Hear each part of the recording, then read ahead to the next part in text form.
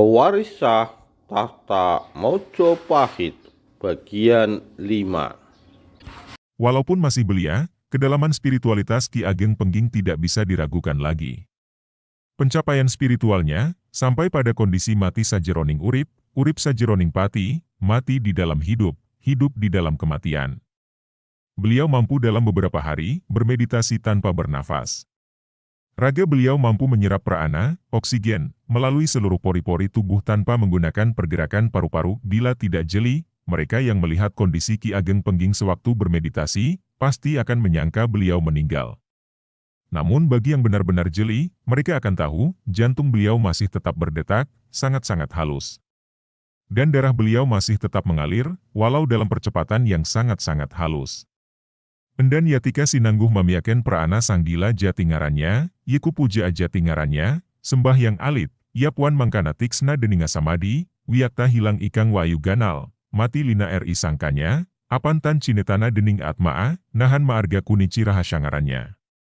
Tatwa Janyana, 62, itulah yang disebut memuja praana sanggila jati, yaitu sejatinya puja, sembahyangnya suksma. Bila sudah demikian samadinya sangat-sangat tajam, benar-benar hilangnya nafas yang kasar, mati lenyap ke asalnya. Kesadaran suksma telah melebur ke kesadaran atma. Inilah kunci kesempurnaan.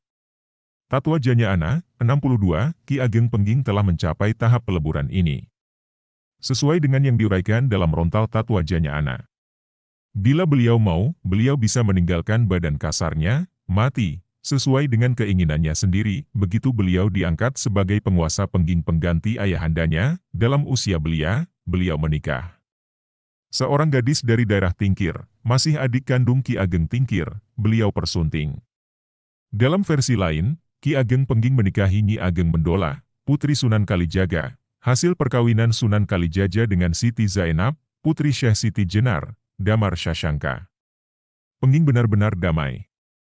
Jauh dari hiruk-pikuk perpolitikan, jauh dari pertikaian-pertikaian.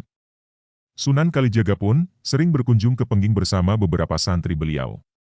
Dari Sunan Kalijaga, Ki Ageng Pengging senantiasa mendapat petuah-petuah yang sangat berharga.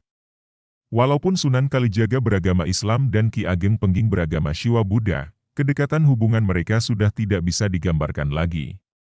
Secara khusus, Ki Ageng Pengging menyediakan musola di kompleks Dalem Agung beliau. Ini diperuntukkan bagi sahabat-sahabat beliau yang beragama Islam. Dari sahabat-sahabat Islam beliau inilah, Ki Ageng Pengging tahu akan sosok Syekh Lemah Abang atau Syekh Siti Jenar.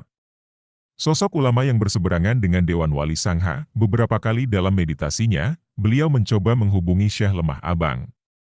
Dan Ki Ageng Pengging tersenyum puas manakala salam beliau senantiasa dijawab oleh Syekh Lemah Abang dengan senyuman yang luar biasa damainya. Ki Ageng Pengging tahu, Syekh Lemah Abang bukan manusia sembarangan.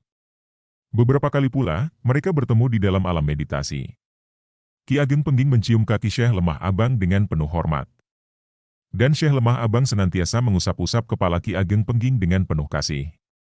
Sunan Kalijaga tahu akan semua itu. Dan beliau tersenyum bangga setiap kali dalam tafakurnya, melihat Syekh Lemah Abang dan Ki Ageng Pengging senantiasa bertemu, walau dalam alam lain. Walau tidak di alam nyata, dan manakala sosok Syekh Lemah Abang mendadak berkunjung ke Pengging, betapa bahagianya Ki Ageng Pengging. Walau belum pernah bertemu secara fisik, Ki Ageng Pengging dan Syekh Lemah Abang sudah sedemikian dekatnya. Begitu Syekh Lemah Abang hadir, Ki Ageng Pengging langsung bersujud di depan beliau. Mencium kaki beliau. Penuh hormat dan sangat-sangat bahagia, pernah selama 3 hari 3 malam, keduanya meluangkan waktu untuk berdiskusi tentang intisari spiritualitas. Tidak hanya sekedar berdiskusi, keduanya pun masuk ke kedalaman batin masing-masing. Dan di sana, Syekh Lemah Abang bersorak gembira begitu melihat Ki Ageng Pengging, di bawah awan-awan main yang tenang, tengah ada di bawah beliau, tidak terlampau jauh. Dan di sana, Ki Ageng Pengging mencakupkan kedua tangannya di depan dada, menyembah, sembari memandang Syekh Lemah Abang dengan senyum kedamaian. Karena seringnya berkunjung ke Pengging, Syekh Lemah Abang akhirnya dipertemukan dengan sahabat-sahabat Ki Ageng Pengging.